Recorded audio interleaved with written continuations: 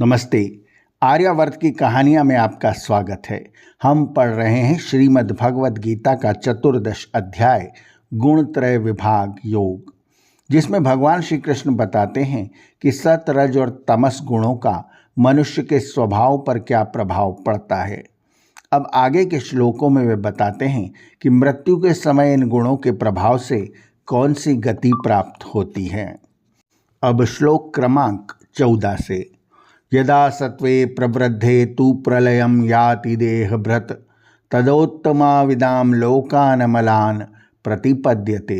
सत्वगुण के उत्कर्ष काल में यदि प्राणी की मृत्यु हो जाए तो उत्तम तत्व जानने वालों के अर्थात देवता आदि के निर्मल स्वर्ग के समान लोक उसे प्राप्त होते हैं। रजसी प्रलयं गत्वा कर्म संगगिषु जायते तथा प्रलीनस्तमसी मूढ़योनिषु जायते। रजोगुण की प्रबलता में यदि व्यक्ति प्राण त्यागता है तो वह कर्मों की आसक्ति के कारण उसी योनि में पुनः जन्म लेता है। तमोगुण की प्रबलता में मरने वाला पशु पक्षी आदि मूढ़ योनियों में जन्म लेता है। कर्मणः सुकृतस्याहुः सात्विकं निर्मलं फलम् रजसस्तु फलम दुःखम ज्ञानम तमसः फलम। शुभ कर्म का यानी सात्विक कर्म का शुद्ध और सात्विक फल कहा जाता है। राजसिक कर्म का परिणाम दुख और तामसिक कर्म का फल अज्ञान कहा जाता है।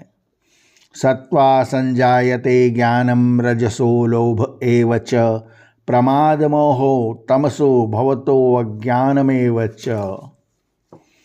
सत्वगुण से ज्ञान उत्पन्न होता है, रजोगुण से केवल लोभ अर्थात आसक्ति, पर तमोगुण से न केवल प्रमाद और मोह उत्पन्न होता है बल्कि अज्ञान की भी उत्पत्ति होती है। ऊर्ध्वगच्छन्ति सत्वस्था मध्ये तिष्ठन्ति राजसा जघन्य गुणव्रतिस्था अधोगच्छन्ति तमसाः। सात्विक व्यक्ति ऊपर के लोकों में जाता है, राजसी प्रकृति वाले मनुष्य इसी लोक में रहते हैं। निकृष्ट गुणवृत्ति वाले तामस पुरुष अधोगति पाते हैं यानी हीनतर योनियों में जाते हैं। ऐसा ही वर्णन सांख्य कारिका में भी है और अनुगीता में भी। सात्विक कर्मों से स्वर्ग प्राप्ति भले ही हो जाए पर स्वर्ग सुख तो अनित्य है। केवल सात्विक कर्मों से जीवन के चरम लक्ष्य की परम पुरुषार्थ की प्राप्ति नहीं हो जाती। सांख्य सिद्धांत के अनुसार सात्विक कर्मों के साथ साथ इस ज्ञान की प्राप्ति भी आवश्यक है कि प्रकृति और पुरुष अलग अलग हैं। सांख्य इसी को ज्ञानमय अवस्था कहता है। यह सात्विक अवस्था की पराकाष्ठा है, पर इसका वर्गीकरण सामान्य सात्विक वर्ग में ही किया गया है। परंतु गीता को सांख्य मार्ग का केवल मात्र प्रकृति और पुरुष का द्वैत स्वीकार नहीं। गीता का कहना है उस निर्गुण ब्रह्म की जिसको अनुभूति हो गई वह त्रिगुणातीत हो गया। सांख्याचार्यों ने इस चरम स्थिति को परवैराग्य नाम दिया है। नान्यम गुणेभ्यः कर्तारं यदा द्रष्टानुपश्यति गुणेभ्यश्च परम वेत्ति मद्भावं सो अधिगच्छति।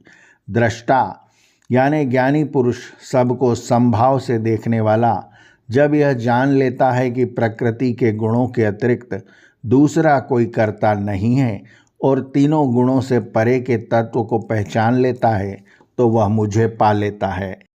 गुणानेतानतीत्य तीन देही देह समुद्भवान जन्म मृत्यु जरा दुःखैर विमुक्तो अमृतमश्नुते।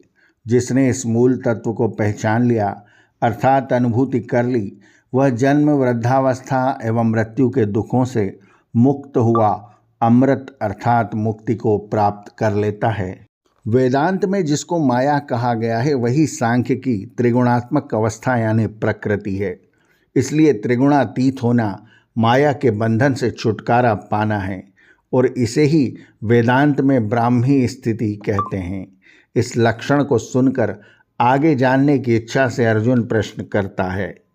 आर्यावर्त की कहानी के अगले अंक में हम जानेंगे कि अर्जुन ने इससे संबंधित क्या प्रश्न किया, यानी तीनों गुणों सत्व, रज और तमस से वह क्या जानना चाहता है।